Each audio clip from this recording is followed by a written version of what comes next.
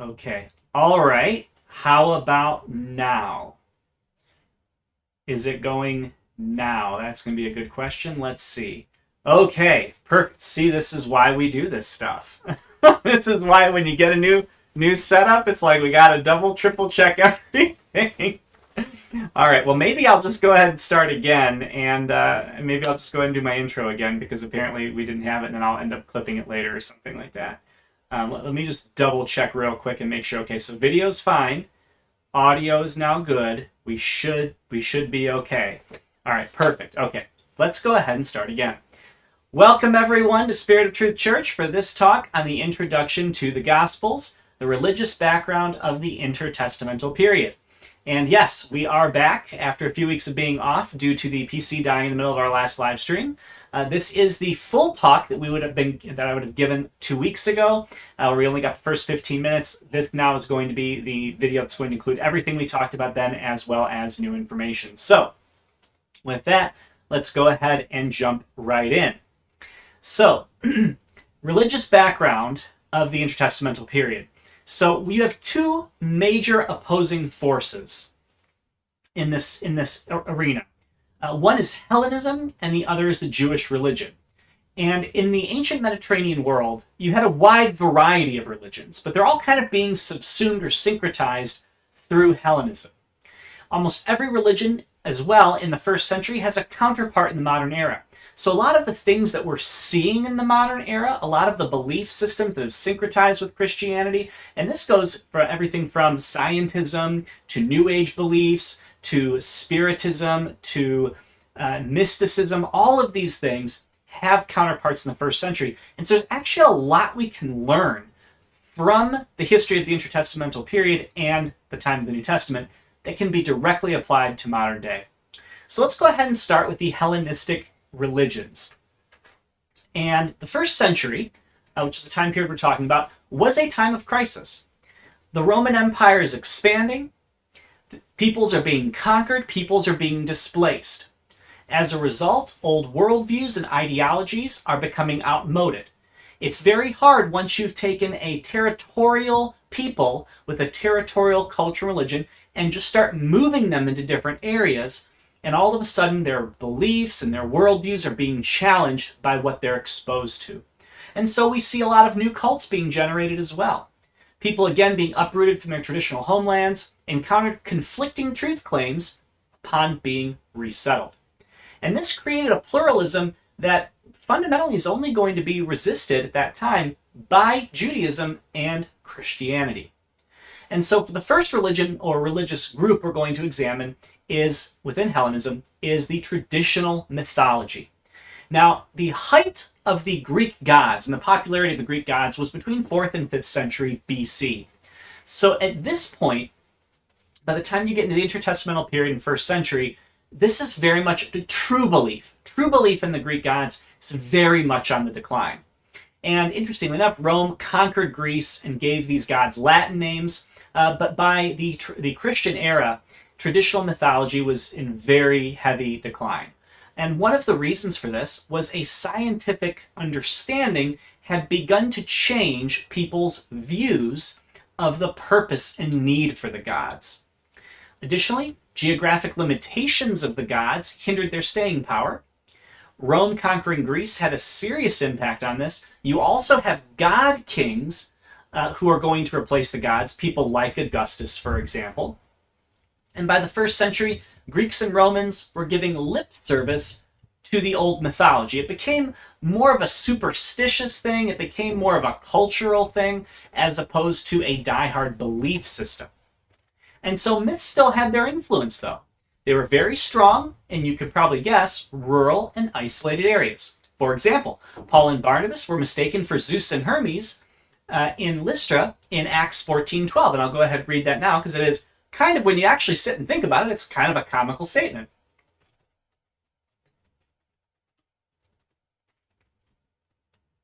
All right, and this is Acts 14:12.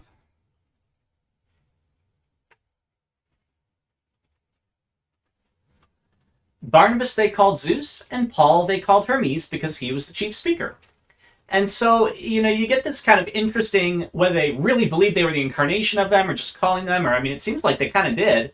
Exactly what their belief was, they definitely mistook them for these gods, and they had to be corrected on that. Now, in that time, the gods were consulted fairly regularly and believed to appear to people in dreams as they stayed overnight at various healing shrines and received oracles of prophecy. And so the Asclepian shrines, or Asclepius, the snake god, for example, was the god of medicine, reincarnation, and religion, and an ancient health spa. And so you would see these gods sort of associated with cultural centers. The oracle at Delphi in Greece, a very common place to go and receive dreams about the future. The Sibylline oracles claimed to be able to predict the future and the end of the world. And you would see, even in terms of wars and military conquests, there would often be an oracle being delivered or a vision that would be had guaranteeing victory or indicating what was to be done. Seasonal and annual festivals and temple rituals persisted throughout this time, and there was a socioeconomic benefit to local merchants and temple keepers. So, whereas modern day you have more, for example, football and basketball and baseball, you have sports things, you have concerts, music concerts, you have, big venue events. Those are sort of economic centers, or like downtown DC, we have a lot of museums and a lot of monuments and things. And you see a lot of economies spring up around those things. In the first century, you have these seasonal and annual festivals. And these temples and their rituals persist, and there'd be a socioeconomic benefit of that. There'd be a lot of economy driven by their existence. Additionally, not always were these good things, or not to say good things, were these non-immoral, let's just say that. Because you have, for example, the worship of Artemis at Ephesus, and you also have the sacred prostitution in the Temple of Aphrodite in Corinth. So these could often include very immoral things as part of the acts that they would do. And so this is essentially the state of mythology at this time. The state of mythology was very much as part of a culture. It was very much as part of the thing to do. There were often events and activities associated with mythology. It was stronger in the rural and isolated areas, but people did generally engage in it on some level pretty much everywhere in that Greek-speaking world. Now, a second aspect of Hellenistic culture is the philosophies. And all major philosophies, and this is a key difference between sort of philosophy now versus philosophy in the ancient era, all major philosophies articulated worldviews about correct behavior as well as belief. And so morality and moral concerns permeated the ancient through Enlightenment philosophy. So what you're going to see, and even when you look at, again, philosophers even in the 1600s and the 1500s, you're going to find that they all had comments on morality. They all tried to articulate a way to live. Even if they were concerned with metaphysics or with epistemology, it would lead to a sense of morality. It would lead to, well, what does this say about how we should live, about becoming a better person? And so these actually, converting to a philosophy, was actually the closest parallel to Christian conversion in that time. If you converted over to a philosophy, it was like converting to a way. It was converting to a way of life, a lifestyle change, a worldview change. And a lot of this was indebted to Socrates and Plato. And Platonism essentially led to dualism, the dualism between matter and spirit. And that the true reality was the immaterial reality. So salvation under Platonism was the escape from the unreal world of matter to the real world of spirit by the means of knowledge of the highest good or supreme mind. They also argued that sin is ignorance of this true reality. Now you can probably already draw some connections there to New Age, for example, where sin is ignorance in New Age. It's the ignorance that you are God. And so you see like a very Platonic understanding even within modern New Age views. Under Platonism, salvation produced a disembodied immortality of the soul and not a true resurrection of the body. Again, the point was to break away from the physical, not to make the physical perfect. Plutarch tried to garner interest in Plato's thought in the late 1st century AD, and the thought of Socrates was preserved partially by the Sophists, who Paul probably dealt with in his epistle to the Corinthians. So you're seeing a lot of these philosophies being dealt with in these letters especially in the letters. You're going to see the Jewish religion dealt with more in the Gospels, and you're going to see the philosophies dealt with a lot more in the letters. Now, fully fledged adherents to these philosophies were rare. if you were going to do that, it required that you be an itinerant kind of speaker almost, or a peripatetic lifestyle, or being economically elite. In other words, you had to be financially independent to really convert over to these. Another major philosophy is Stoicism. Now, the original Stoic was a man named Zeno, and he was an early 3rd century BC philosopher who came to Athens and taught an outdoor porches, or stoa, hence Stoicism. Okay, it was the philosophy of the porch. And he's essentially a materialist, so the almost exact opposite of Plato.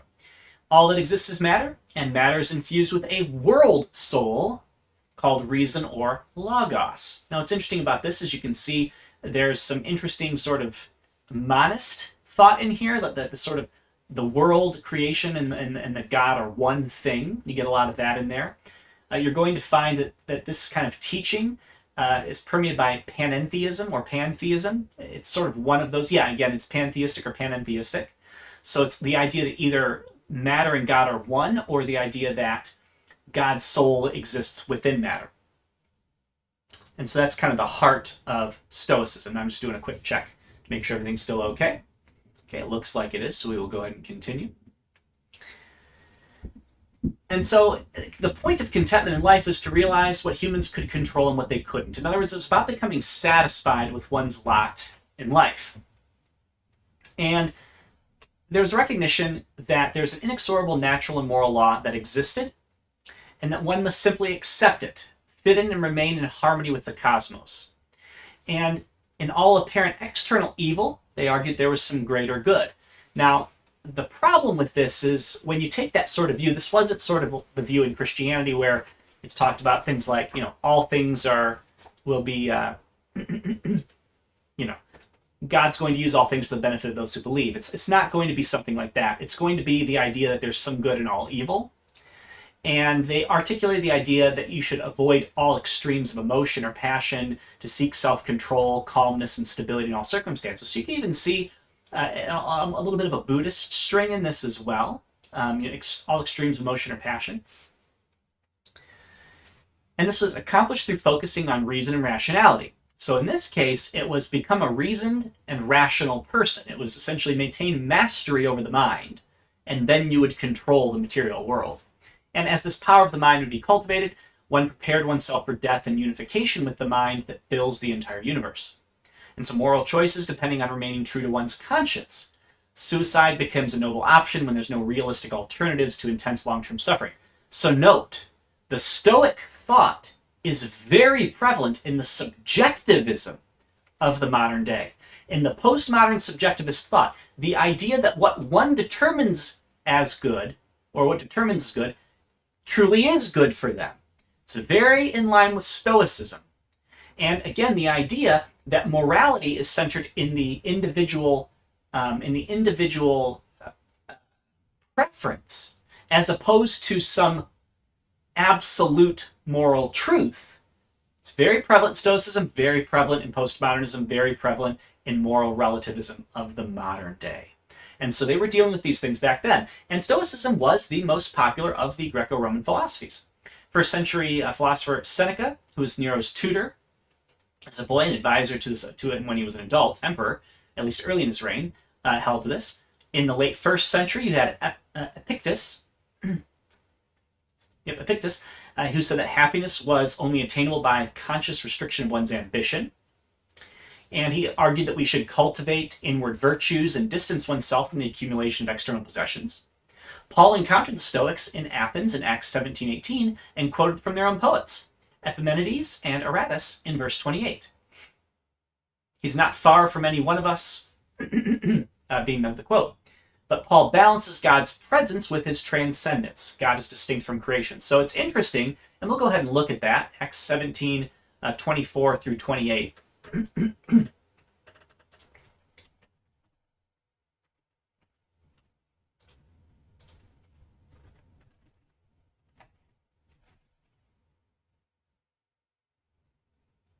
Okay. God did this so that they would seek him and perhaps reach out for him and find him, though he's not far from any one of us. Quote, for in him we live and move and have our being. As some of your own poets have said, we are his offspring. Therefore, since we are God's offspring, we should. So again, you get this interesting situation where Paul is even using some of their own philosophers' statements to make a point, but then going beyond them. Again, they believed in an immanent God, where God was essentially part of creation, but Paul balanced this out with God's full transcendence being distinct from creation. So it's important to understand that, like, these were the people that Paul and others were interacting with, in this case, the Stoics. Another branch of philosophy at this time was Epicureanism. And Epicurus taught in Athens and founded a rival school to Stoicism. So these two were kind of at odds. Whereas Stoicism argued kind of more for the God being fully immanent, Epicurus taught that God was fully transcendent. He was a materialist. He viewed the whole universe as made up of tiny, invisible particles, interesting precursor to atoms. And God was unknowable. He believed that God exists, but God was unknowable, and death ended one's conscious existence. So when you died, you truly were gone. And he argued the key to life was to maximize pleasure, minimize pain. Interesting. You can kind of see little shades of hedonism, little shades of utilitarianism maybe in here. To eat, drink, and be merry, for tomorrow we die. Now, he wasn't a hedonist, though. He was, oddly enough, sickly and seeking long-term peace of mind and happiness. And so he actually placed a premium on cultivating friendship and enjoying cultural activities. But again, this left the door open to abuses and excesses from those who could not delay instant gratification for long-term pleasure. And so again, Paul's going to argue that God is transcendent, but ultimately involved with human affairs. So he's going to kind of say, look, there's these two polar ends. Either he's fully transcendent or fully immanent. And he's like, no. God is transcendent in nature, immanent in communication and involvement. So it's kind of neat to see the background for Paul's speaking in Athens here being Epicureanism and Stoicism. Another philosophy that we're going to see is Cynicism. And Antisthenes in early 4th century was the first philosopher to argue or articulate Cynic thought. But the name comes actually from one of his followers, Diogenes of Sinope. Diogenes was called a dog, or kuon, and this was related to the word cynic, due to the vulgar, unkempt lifestyle that he lived. He constantly violated social convention using abusive language, filthy clothing, and performing acts of sex or defecation in public. And cynicism as a movement, though, was not as extreme as Diogenes was. Diogenes really was kind of a pretty intense shock value kind of guy. But cynicism as a movement wasn't all like that. They believed that the supreme virtue was a simple, unconventional life in rejection of the popular pursuits of comfort, affluence, and social prestige. So it was a reaction to the living your life, your best life now kind of view. And Pseudocrates stated that we should take care of your soul, but take care of the body only to the degree that necessity requires. So again, this is very much an anti-material view. It's not a complete rejection of the material, but definitely a more spiritual versus a material view. And he objected to wealth, or they did, the Cynics, and they relied on begging to survive, typically. They limited traveling possessions to a cloak, a bag, and a staff, and they actually had some similarities to Jesus and his disciples' itinerant ministry style, which is kind of interesting. Another philosophy from the time was skepticism. And this is by Pyrrho of Elis, about 360 to 270 BC. And they sought to challenge dogmatism, or the traditional claim that absolute truth could be known. So when we talk about skeptics today, when we talk about people who are skeptical of Jesus, for example, his existence, or skeptics of the miracles, or skeptics in general, they hold a skeptical worldview. It really comes from this. It comes from Greek thought. Nothing new under the sun, right? And in this case, they're really arguing against absolute truth and the idea that it could even be known. And that's the same thing that's proceeding forward today. A plausible case was made that in certain circumstances for denying any absolute claims. And the morality involved living according to the acceptable norms of a given society. So in other words, well, there's no real true moral truth. It's just whatever the norms of society are, that's what's morally good. And they didn't absolutely deny God, but they were agnostics. Essentially, they were the agnostics of the ancient world. And so you're seeing that now explode in the modern era. They were indifferent and apathetic to supporting any causes. And again, there was a suspension of judgment and a practice of peace and gentleness and freedom from disturbance. They were the pacifists as well of the era. And the final philosophy we're going to take a look at is Neo-Pythagoreanism. And this was a revival of the teachings of 6th century BC mathematician and philosopher Pythagoras.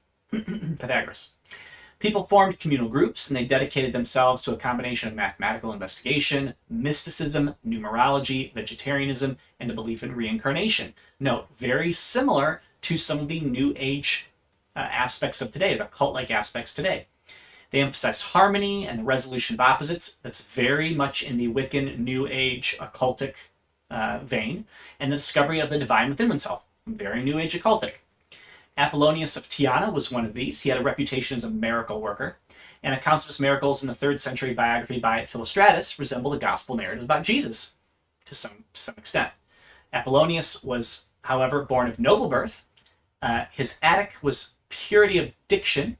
He had very strong rhetorical power. He was a counselor to the highest in the land. He had Socratic insouciance, or indifference, and he had divine power. And what it looks like, actually, from these writings, is, again, remember, the accounts of miracles in 3rd century biography resemble the gospel narratives. It looks as though Apollonius actually took a lot of things from Jesus, or the biographers took a lot of things from Jesus, and then made him out to be more of a hero as opposed to, the itinerant preacher. And so it's interesting to see how they copied a lot of things, most likely from the Gospels, or took a lot from them. But Apollonius in no way resembles Jesus. He was sort of this huge guy of massive influence and power. And so those are the main aspects of the philosophies. So now we'll move into the mystery religions. And this was actually, the mystery religions was the most characteristic type of religion during the Hellenistic period. These were the big ones, the mystery religions. This is what a lot of people engaged with. So mythology, again, is on the wane. Philosophies were reserved for an elite few. So what's going to fill the void for the average person? Well, the mystery religion. And this is a term for a wide variety of secret organizations or cults that were largely unrelated but had common features. So what these cults tried to do were to bring the initiate into communion with the gods or goddesses that the cult worshipped. And so they promised conscious eternal life in union with the gods. And they preached this amongst equality across stratified societies. So it didn't matter if you were wealthy or poor or slave or free. It didn't matter. People worshipped as spiritual equals at night with the cover of darkness. And there was hope for transforming one's pilgrimage throughout life in a world with arbitrary terror. The gods, again, were not localized, but had pioneered worldwide journeys themselves. So, it's this whole idea of, I might be bound to this in life, but maybe I can escape this in the afterlife. And these are also people that would have found Christianity appealing. There was, again, this equalization of people in salvation and Christianity, not in the night, in the dark, but actually in the day. And this arose out of a lot of ancient tribal rituals and fertility rituals at times. And it's from all over. You get these from Greece and Persia and Egypt. And they had periodic times of public pageantry where the myths associated with these would be reenacted. They had, and this again can be derived right into modern day Freemasonry, for example. You can see aspects of this mystery cult, which is basically what Freemasonry is. There are regular private meetings. There was membership and initiatory rites. There were sacramental meals and rules. There was a strong internal leadership. There were purification ceremonies for members. There was mystical instruction and contemplation of sacred objects, enactment of the divine story, and crowning of new initiates. And so what were these religious or ritual practices? Well, they ranged from the serene and fairly tame to the grotesque. Some of them were things like meditate on an ear of corn. Okay, now it's the cult of Demeter, the goddess of harvest. There's take a quiet river bath and the cult of Isis. There were fellowship meals of bread and water in Mithraism, the bull slayer. Cybele actually had a blood baptism where the high priest stood beneath a slaughtered bull and is drenched in its blood. The lower level priests devoted to Adagratis castrated themselves. Dionysus his people engaged in drunken orgies, which was less of a mystery and more of a common thing. Oh, you're part of that one, huh? The initiates were not to learn something, but to experience something. And again, pull this to the modern day. What do people say? How can you know what this is like unless you experience it? Try drugs, try perversions, try all of these things. You can't know until you try it. It's very common with the ancient mythical cults, the mystery cults. You have to experience this thing. It's not enough to know about it, you have to experience it. And in post-New Testament times, Mithraism from Persia amalgamated with the Roman worship of Sol, Invictus, the unconquerable sun. The Festival of the Soul celebrated every December 25th, and Christians took advantage of this day off to protest against Mithraism by worshiping the birth of Jesus instead. So they didn't adopt the day, they protested by worshiping Jesus. And that started around the 4th century when this became a legal holiday, or well, it started in the 4th century. By 4th century, it had become a legal holiday in Rome. So if you were wondering about the connection there, that's the connection. Another main type of religion that was common was magic. And this deals with the attempt to manipulate God or the gods into doing what a person wants by means of incantations, spells, formulas, or various ritual techniques. This is very common throughout the ancient area, throughout the Near East, in the ancient Middle East, where people would essentially engage in rituals, have idols and things to attempt to control the gods to see a good harvest or to engage in fertility or all of these different types of things. And again, it's based on coercion rather than petition. So, in Scripture, it tells us, ask God if there's something that you believe you need. For example, your daily bread, or to be delivered from the evil one, or you can petition God for things. That's fine. But this isn't petitioning God, or gods in this case. This is coercion. This again provides for an alternative to the capricious behavior of the goddesses of fate and fortune, who seem omnipotent to just control and do what they will. And so you could use this in terms of love. Oh, I'm going to pressure the gods into finding me a potential spouse, or the harvest, or healings. Note, we kind of see this, not just kind of, we start to really see this in certain Christian circles today, where healing is demanded. It's commanded by people to happen. And it does come off as a form of coercing God into acting. And they would often use long lists of nonsense syllables or the names of deities. They even mix in Christianity on occasion. And this is the occult. It was designed also to curse people. Okay, so we can take a look at Acts 19:19.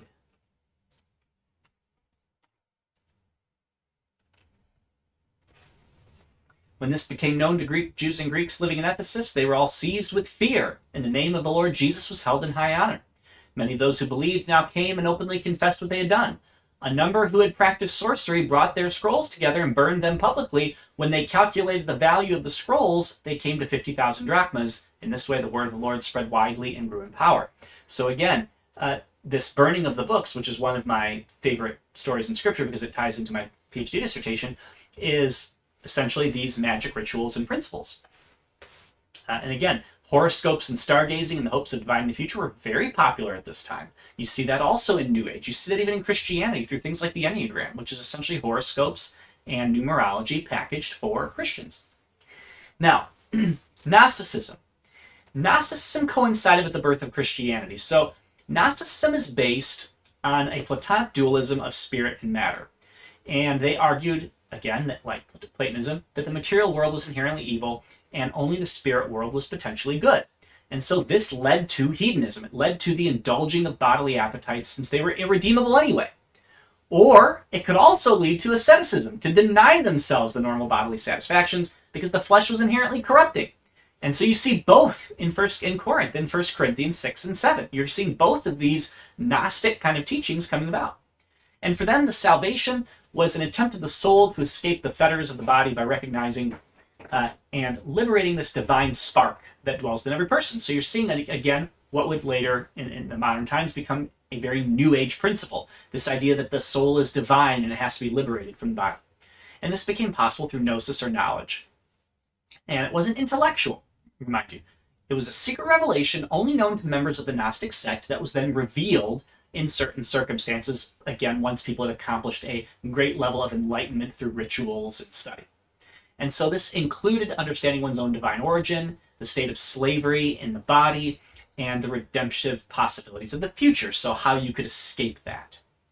And people believed they attained this resurrection already in this life. And so they would often argue that we just need to die and be liberated from the material world. And you might even see a reflection of this in 2 Thessalonians 2:2, which says this. Not to become easily unsettled or alarmed by the teaching allegedly from us, whether by prophecy, by word of mouth, or by letter, asserting the day of the Lord had already come. So you're kind of seeing these attempts to say, oh, the resurrection's already happened, the day of the Lord's already come. It could be a reflection of that. They also had an elaborate mythology. They argued that the original God of the universe is remote and unknowable. Again, you're going to see this in the deism of the Enlightenment period and early American philosophy. And that God did not necessarily directly create the heavens and the earth, but it came forth from aeons, these impersonal emanations described as abstract virtues and entities like love and light and truth and justice. And these formed the fullness or pleroma of the Godhead or deity. And Paul's actually going to use the same expression in Colossians 2:9. One aeon rebelled against God's designs and created the material world, and so they argue that it's evil by nature. Now, this is interesting because this also corresponds to a lot of ancient mythology as well.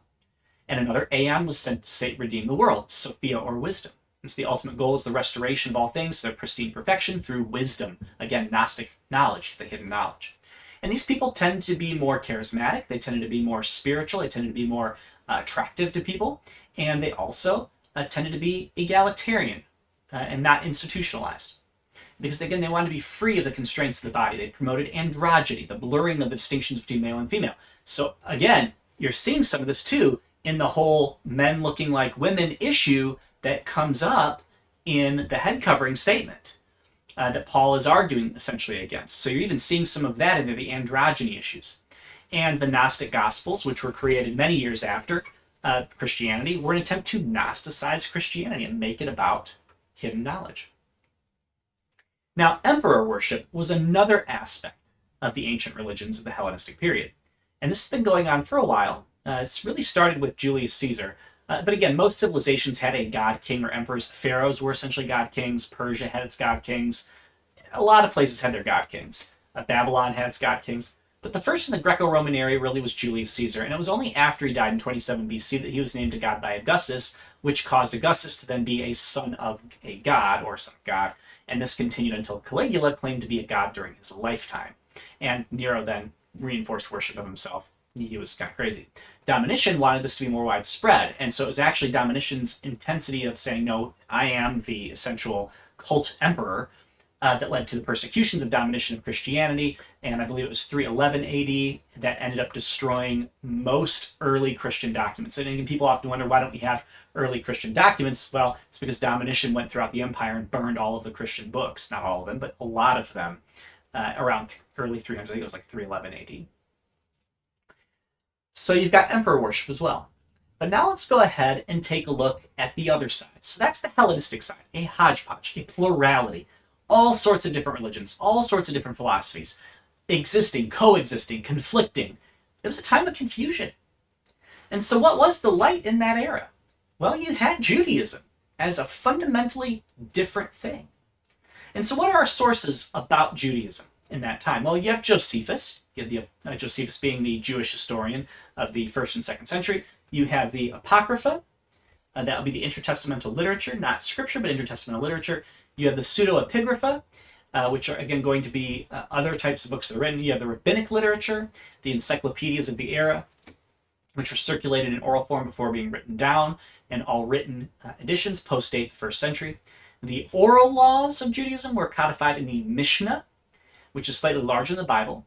And you had in these the Zeraim, or the seeds. You had the Moed, the set feasts, the Nashim, the women. These are the different divisions. The Nezikin, the damages, the Kodashim, the hallowed things, the Tohorath, the cleanliness. And it was formed of 63 tractates or subdivisions and had minute legal matters. So really, very much legal documents here. And they reflected rulings by named and unnamed rabbis over legal disputes. And the legal material of the Mishnah was called the Halakha. And the Tosefta were the additions to the Mishnah. The Haggadah is the story or narrative portions of the Mishnah. An additional commentary on these is called the Gemara, or completion, which incorporated both the Halakha, which again is the legal material, and the Haggadah, or the story or narrative portions. And so this greatly expanded material was codified in the 4th century as, guess what? The Talmud. So this is where the Talmud comes from.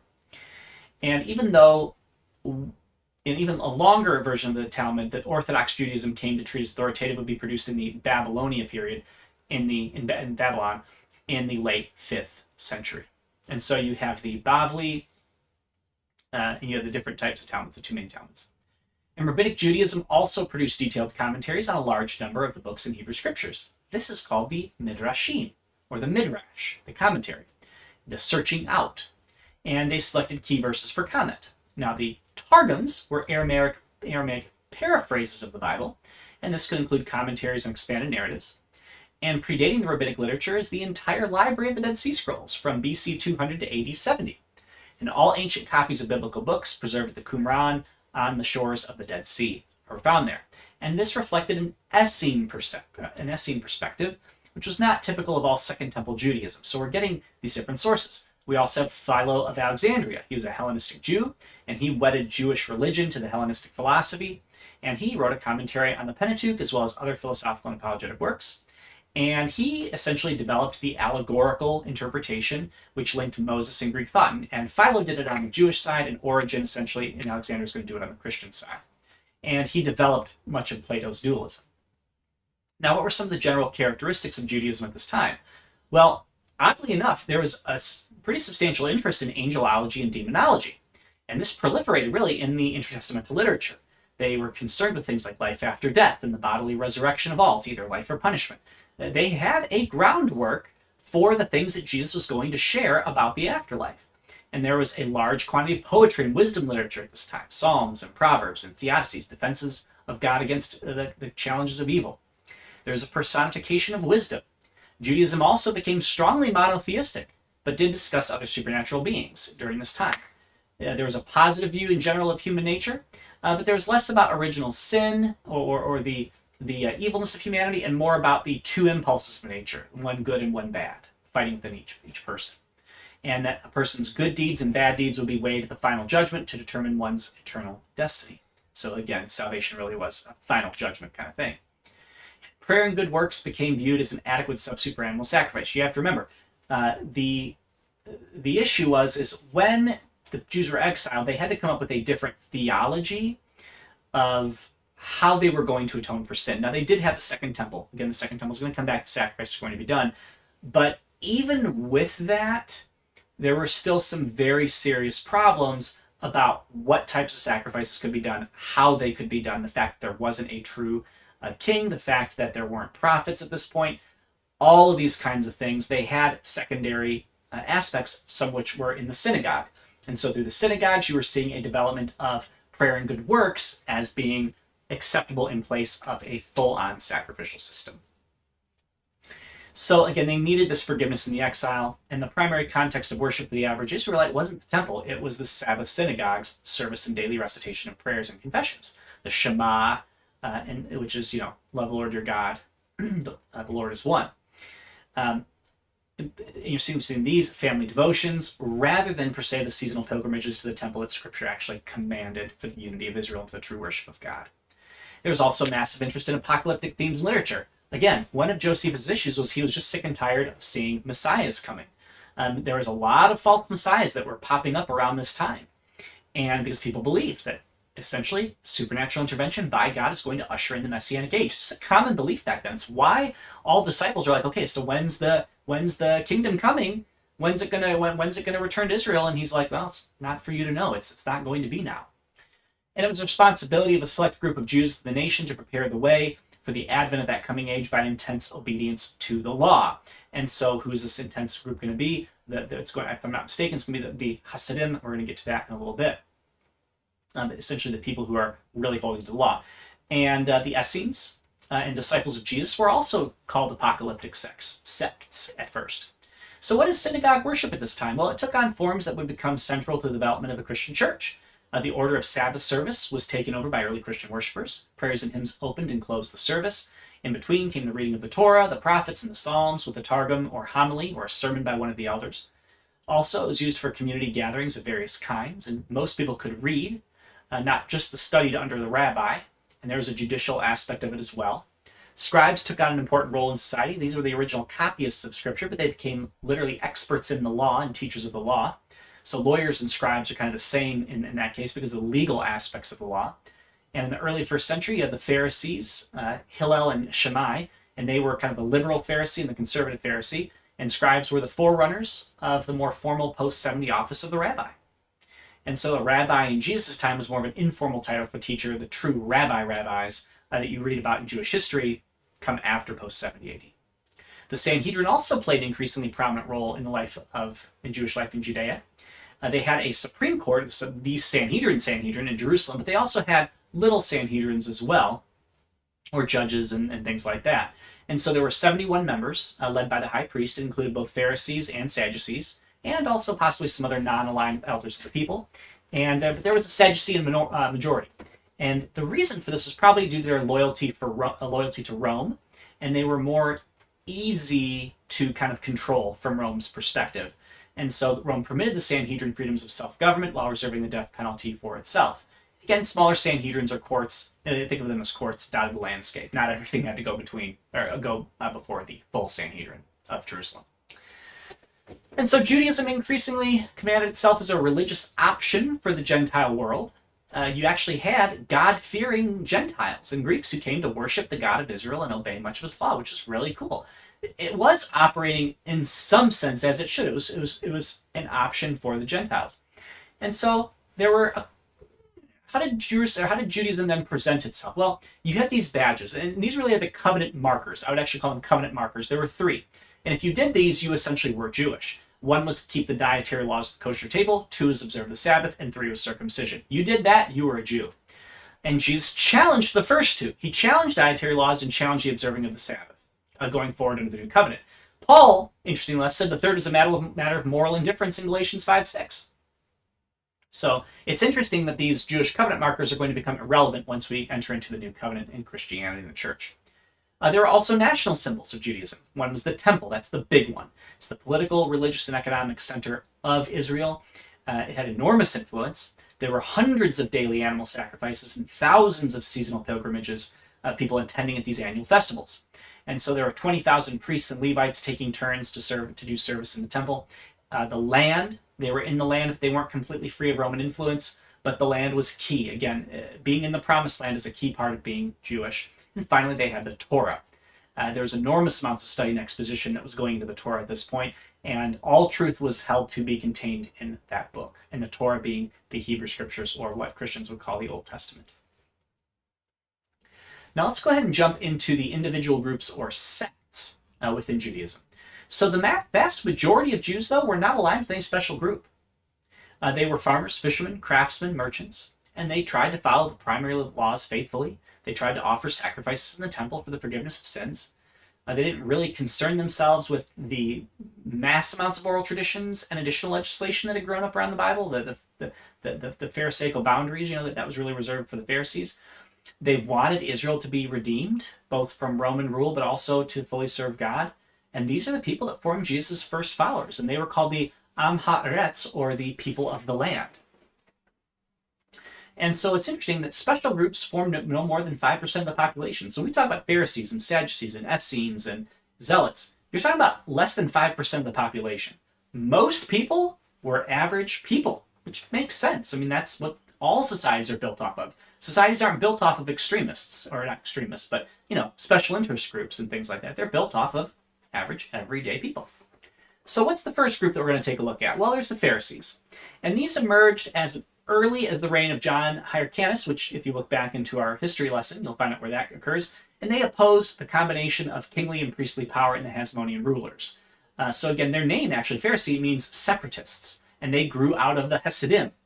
They consistently they were opposed by the Sadducees, who had made peace with the Hasmonean dynasty. So again, you've got this political and religious factionation going on here. The Pharisees were generally popular with the people. They were a prominent group of laymen who sought to apply Torah to everyday life. Their domain was the synagogue, and they were concerned with making a fence around the Torah. They said that devout Israelites could know exactly how to obey God in any situation they might confront, so they developed oral laws, which became known as the Mishnah, and Jesus was going to argue very much against these. And the upper class feared them because of their ability to sway the masses, so they had the people behind them. And they were staunchly anti-Roman. They opposed violence, though, as a means of ridding the land of its foreign oppressors. So unlike the Zealots, the Pharisees were, well, we're going to live and let live, but we do want freedom from Rome. And they taught the people the law. What did they believe? That God himself would provide a savior in response to his people's obedience. Now, this is the interesting thing. This is what they're teaching. That obey the law so God brings a savior, and he's going to do it if we're just obedient enough. Interesting. They were expecting the Messiah, but when he came, they rejected him. It's fascinating. These were different from the Sadducees, who believed, for example, the Pharisees believed in an immortal soul. Sadducees did not. They believed in a bodily resurrection. Sadducees did not. They believed in future rewards and punishments according to one's works. They believed in the existence of angels and demons and the combination of predestination and free will, interestingly enough. And the Haverim were scrupulous law keepers who were noted for communal fellowship and sharing meals together. It's kind of a special sect of these guys. They had a healthy perspective on the Bible, and unfortunately, that gave way to legalism very easily. And this is something we need to keep in mind, because I would argue that in churches with the strongest, healthiest perspective in the Bible are more at risk of becoming legalistic. We've seen this in certain groups, groups of Christianity, which we won't get into right now, but that do hold to a very high standard of Scripture, also start to incorporate extra laws and have very severe punishments when those laws and rules are broken, and that starts to get pharisaical. Now, the Sadducees supported the Hasmoneans, as I said earlier. They reversed the earlier policies of protesting the Hellenization of Israel, so they supported Hellenization. They typically were the aristocracy and the well-to-do elite.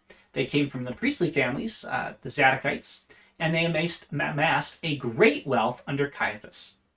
They were corrupt in their use of administering their wealth, specifically of the temples. They were corrupt, and they had a policy of introducing money changers into the temple precincts rather than the nearby Kidron Valley. So again, they were corrupt rulers, basically. They rejected the oral law, and the only doctrine that could be demonstrated to be taught in the Pentateuch was binding. So they basically were Pentateuch-only people, just the first 5 books. They emphasized the freedom of the human will and living as God's people in this life, and they benefited essentially from the Roman occupation. They didn't survive the temple and its cult after the fall in 70 AD, so they also denied the resurrection. So when the temple fell, Sadducees were gone. They were too connected to temple life to survive the breakdown of the temple, whereas the Pharisees became the rabbis. They became the de facto rulers of Israel in some sense because they were so connected to the synagogue and the community. The next group we'll talk about are the Essenes, and they don't really appear by name in the New Testament, and it's probably because Jesus and the disciples, but it's probable that Jesus and the disciples did interact with them, and the name may come from Hasia, or Hasia, or pious, or holy, and they may also be descendants of the Hasidim, and they radically protested against Hellenism and the Romanization of Israel. They were very apocalyptically oriented, and they were founded by an anonymous leader known as the Teacher of Righteousness. And they believed that Jerusalem and the temple had become hopelessly corrupt, which it had, and especially under the wicked priest brothers of Judas Maccabeus. They obviously did not like the Maccabean revolt. They opposed those who taught Israel its law as seekers after smooth things, probably referencing the Pharisees, and they withdrew from failed society and trusted patiently that God would intervene supernaturally with his armies of heaven to establish his kingdom. So you're actually going to see, again, the Essenes being the people of the Qumran community and the Dead Sea Scrolls. You're going to see that as a major Essene sect. Okay? They saw themselves as the remnant, and they lived in separate neighborhoods in the main cities. So they really did isolate themselves. You're going to see a lot of similarities. Again, because they were using Jewish scriptures, they have a lot of similarities to Christianity in terms of belief about the afterlife. Now, their communal lifestyle led to daily prayers and work and study and community and ritual. They had an extensive period of probation before you could become a full member of the Essene sect. And they were strict about their discipline and excommunication, and they saw Bible prophecy as being fulfilled. Again, their teacher of righteousness, they would call the Deuteronomy 18:18. The entire sect they saw as the voice of one calling in the wilderness. They kind of saw themselves all as sort of a John the Baptist role. And they saw the events of the day as fulfilling end-time prophecies. And so they looked for 2 messiahs. They looked for a priestly one and a kingly one. They were looking for kind of the split messiah. And they reflected the messianic banquet and the meals they shared. They believed that Melchizedek was an archangel. They had believed in this blueprint for a new temple, and they had copper scroll that referred to the burial of a vast hoard of wealth in the desert for those who want to go hunt for treasure. So, kind of fun. All right, the next group we'll talk about are the Zealots. So this was the most loosely knit group of the 4. They weren't really a formal party until the Jewish rebellion in the late 60s. So in AD 6, Judas of Galilee led an uprising against a Roman census and registration of property on the Syrian governor Quirinius, and that was mentioned in Acts 5:37. And they had self-appointed prophets and rebels, and you find them again both active in Acts 5:36 through 37 and Acts 21 through 38. Simon the Canaanite is also called a zealot in Luke 6:15 and Acts 1:13. The thieves on the crosses were called the Istai, or insurrectionists, might have been from the Zealot sect, Mark 15:27. The Sicarii, or daggermen, killed by stealth prominent local Jews who collaborated with Rome, so they really hated Hellenization, and they hoped to revive the Maccabean miracles. So interesting enough, remember, the Maccabeans started as a revolt against Rome, but then they kind of ended up partnering with Rome. They wanted to go back to the original rejection of Rome. They believed that God would honor the military efforts to overthrow Rome. And so in summary, we have Judaism being a diverse collection of responses to the theological contradiction of living under a foreign occupation in a land God had promised to give Israel forever. The Pharisees responded to this by trying to internally reform through new laws. The Sadducees simply said, we're just going to benefit from it, and we're just going to reject attempts to change. The Essenes saw no hope apart from a complete withdrawal and a fresh start. The Zealots strove to overthrow oppressors by military might, and the average person of the law was simply too busy to survive to join any parties and looked for a messianic deliverer of some kind. And how common is that to the modern day?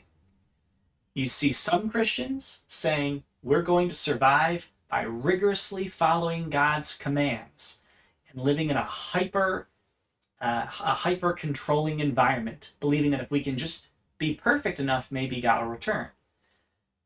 Others said, forget it. We're just going to go along. This is your woke Christianity. This is your liberal theologians. We can just get along with everybody and capitulate our beliefs. The Essenes, this is the Christians who say, it's all done and over. There's just no hope. We're just going to retreat into our little circles and that's it. And then there's the Zealots. This is represented in the NAR. This is represented in some forms of charismatic Christianity or in Christianity that's trying to accomplish governmental reform. In other words, they're trying to overthrow the false people in government and trying to institute Christianity in the government. And what about the average person? They're just trying to make it day to day. And they're just believing in a future hope that the Messiah will return and deliver them. And so I find it very fascinating that we're literally living this again, in some sense. And so in conclusion, pluralism and morality of that day were worse or just as bad as today. None of this is. And so we have to turn to the Bible. We have to turn to Jesus, to the Messianic hope, yet again, in a second coming of Christ, to finally set all things right and institute a millennial kingdom for the days to come. And so, with that, I want to go ahead and look and see if there are any questions. Give me 1 second while I hop back to think. Okay, there are. So let's go ahead and address some of the questions that have come through, and then after that, I will open to a Zoom call. So we're going to first do the questions. So question 1, why do you think that European, Middle Eastern, and North African paganism went extinct while Indian paganism is alive and well? I think the answer to that is actually Christian penetration. So India actually has some of the oldest Christianity. There are places in India that have been Christian for, I think they can date their churches back 1,500 years. So it's just how far Christianity penetrated into Indian territory. It didn't penetrate as much as it did in the Middle East, in North Africa, and in Europe. And that has to do with empire. A lot of that does have to do with empire and the consolidation of the Roman Empire. Whereas India, parts of that remained Hindu, and then parts of it remained Christian. You had the empire really having more control in North Africa and Europe. Question number 2, did you find sometimes that non-Christian philosophies can stumble upon universal truths and hearing that truth without the platitudes and preconceptions of a Christian presentation of that truth? Yes, there's no question. I mean, a true statement is a true statement. And sometimes, people in different philosophies have gotten to the place where they said, oh yeah, we recognize, that people are fundamentally evil and that they need to be changed. Okay, great. The problem is they never get to the right response, nor do they ever get to the right conclusion. The problem is that even if they discover truth of some kind, for example, that humanity is evil and needs a redeemer, they never stumble on the truth that Christ is that redeemer. They never stumble on penal substitutionary atonement, that Christ has to die for one's sins in order to be forgiven. And the reason for that is because that's special revelation. That level of truth has to be revealed by God himself. I wouldn't say it doesn't help us understanding it or seeing a new lens. It simply confirms that which Christianity has already stated. I would say that's probably the better way of putting it. But a really good question. Next question. Example of Stoicism. When people are mean to us, we should feel pity, not anger, because their souls are sick, in the same way we wouldn't be mad at a stick for scoff. Yeah, I'd say that's a decent explanation of a Stoic kind of thought.